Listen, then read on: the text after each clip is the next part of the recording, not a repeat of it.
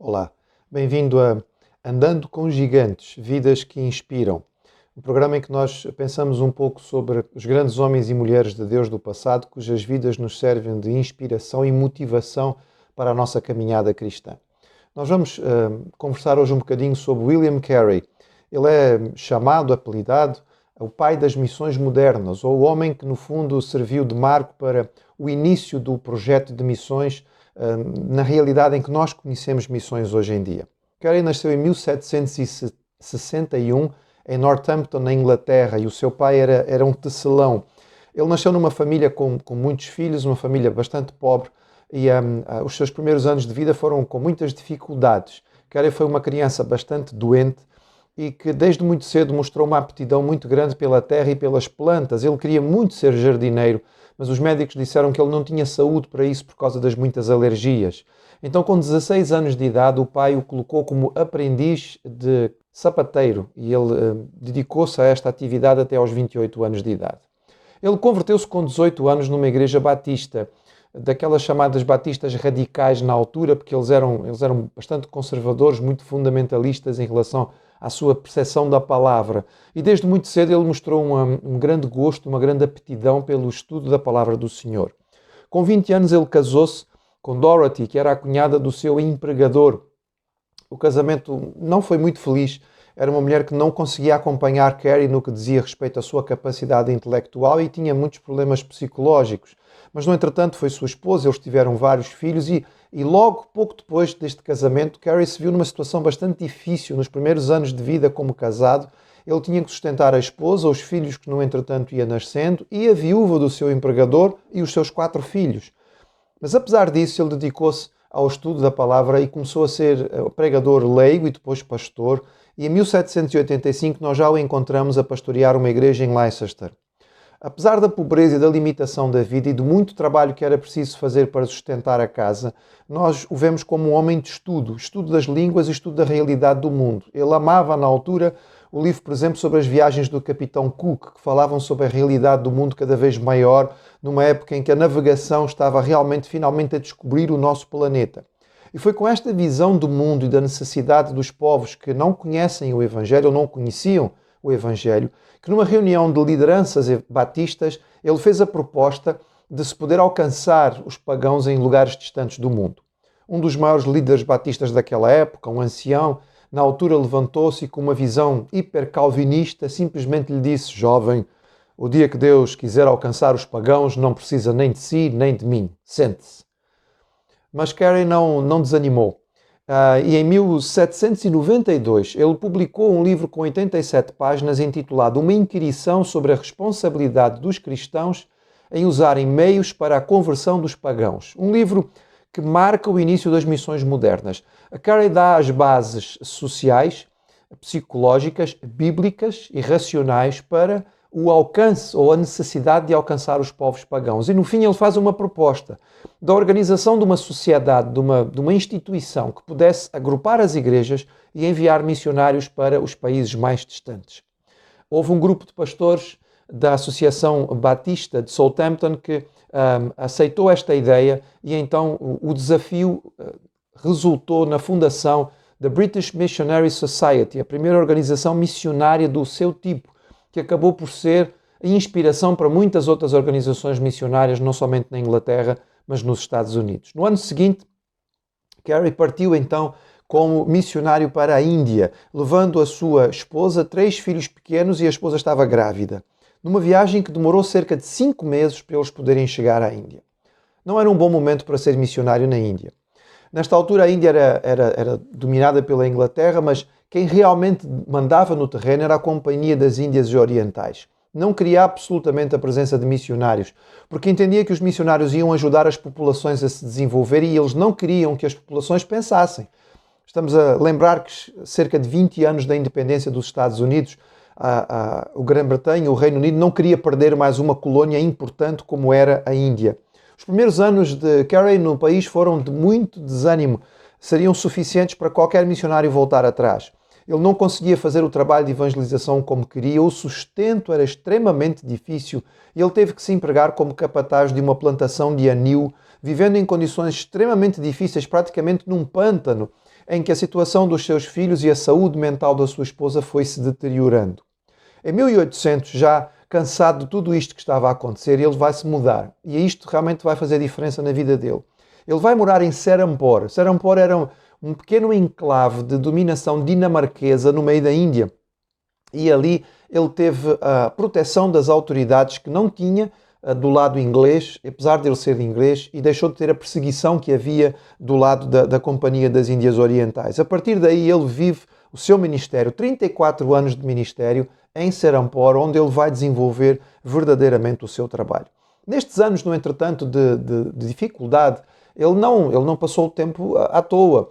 Ele desenvolveu a habilidade de conhecer as línguas e ele realmente era um homem que tinha dom para isto. Ele aprendeu muito bem o Bengali e começou a trabalhar numa tradução da Bíblia para o Bengali e fez a tradução completa. Trabalho extraordinário. Ele mandou esse material para a Inglaterra e a resposta que ele recebeu daqueles que ali trabalharam com este material foi: isto não tem utilidade nenhuma. De facto, Carey tinha entendido a língua e tinha conseguido colocar as palavras na língua bengali, mas ele não tinha formação suficiente e domínio de gramática para que o seu texto tivesse coerência. Havia uma tradução, mas ninguém conseguia entender aquilo que estava ali escrito. E nós diríamos assim: ok, pronto, paciência, fica para a próxima. Não é não. Ele simplesmente recomeçou o seu trabalho. E nesta altura chegaram a Serampore mais 2 missionários. Joshua Marshman, que era um professor formado na área de ensino, sobretudo com uma visão de alcançar os mais pobres, e William Ward, que era tipógrafo.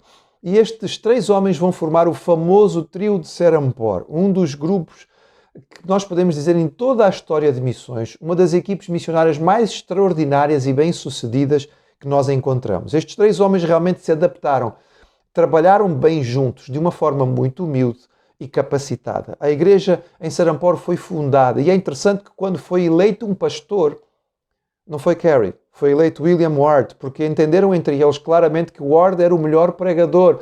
E nós percebemos aqui a humildade de Carey, tendo sido o primeiro e tendo sido o líder inicial, ele não teve qualquer dificuldade com isto. Nesta altura, então, além de se fundar a igreja e uma escola, porque isto era fundamental para eles, eles trabalhavam intensamente na tradução da Bíblia para o Bengali, para o Sânscrito e para o Marathi. E assim foram trabalhando de forma muito afincada. Foi começado este colégio em Serampore, que era um colégio que visava alcançar a formação de obreiros nacionais. Ele começou com 37 indianos. A visão de Carey é que a igreja indiana precisava ser uma igreja dentro da cultura e teria que ser liderada por pastores indianos. E tudo isto era muito à frente, digamos, daquilo que era o seu tempo. Em 1812 temos uma data marcante. Depois de tantos anos de trabalho e com muita coisa feita, o local onde eles trabalhavam e onde tinham os seus arquivos e os seus, digamos, toda a sua impressão, porque eles começaram a montar uma gráfica, incendiou-se e perderam absolutamente todo o trabalho que tinham feito. Entre eles havia 6 traduções completas da Bíblia e 23 traduções parciais, completamente eliminadas. O seu grande dicionário poliglota e 2 gramáticas de línguas da região, também destruído. O que aconteceu? Eles simplesmente arregaçaram as mangas e voltaram ao trabalho. Neste período foi um período difícil para a vida de Carey. Um dos seus filhinhos, Peter, com 5 anos de idade, faleceu. E logo depois disso a sua esposa perdeu o pouco controle psicológico que tinha, tornando-se realmente um fardo para ele. Quando ela faleceu, acabou por ser, de certa maneira, algum alívio para o trabalho deste homem extraordinário. Em 1818, depois de menos de 20 anos de trabalho, a igreja em Serampore já tinha 600 membros batizados e tinha milhares de pessoas frequentando os cultos constantemente. E o desenvolvimento do trabalho de Carey ultrapassou muito aquilo que era a realidade apenas do mundo cristão ou da influência evangélica. Ele trabalhava no seu jardim, porque lembram-se, ele gostava imenso de jardinagem. Ele trouxe várias espécies inglesas para a Índia e ele descreveu várias espécies indianas que nunca tinham sido descritas ainda. Ele foi o fundador da Sociedade Agri-Horticultural da Índia, que passou a desenvolver e a ajudar as populações no interior a fazer as suas plantações de forma mais organizada e desenvolvida. Ele foi o homem que trouxe o motor a vapor para a Índia e foi a primeira pessoa a produzir papel em território indiano. Ele fundou aquilo que era a prática da gráfica dentro do contexto do subcontinente indiano e foi Carey aquele que publicou o primeiro jornal impresso de uma língua oriental. No caso, o jornal chamava-se Amigo da Índia. Além de traduzir a Bíblia para as várias línguas locais, ele traduziu os grandes clássicos indianos para o inglês. Foi muito criticado por isso, porque diziam está a perder tempo com textos que não são sagrados. Ele dizia, nós precisamos entender a cultura do povo para nós podermos pregar a eles de forma mais sábia. Uma das grandes lutas sociais de Carey foi contra a prática do sati. O sati era a prática indiana, dentro da sua religião, de imolar pelo fogo as viúvas. Ou seja, quando um homem morria, para que a sua viúva pudesse acompanhá-lo no outro mundo, ela simplesmente deixava-se queimar junto com o corpo. Os indianos têm a prática da cremação, e então a viúva subia na prancha de cremação do corpo do marido e era queimada viva junto com ele. Carey trabalhou imenso para que isto pudesse ser realmente terminado, e foi sob sua influência que o Parlamento inglês, com o auxílio de William Wilberforce, o grande lutador contra a escravatura, finalmente editou uma lei que proibia a prática do sati na Índia. Este homem fica como uma marca do trabalho missionário, mas de facto, nós ouvindo e lendo sobre a sua vida, percebemos que estamos a falar de gigantes. Hoje, existem cerca de 9.000 igrejas batistas na Índia, representadas por mais de 1.500.000 crentes.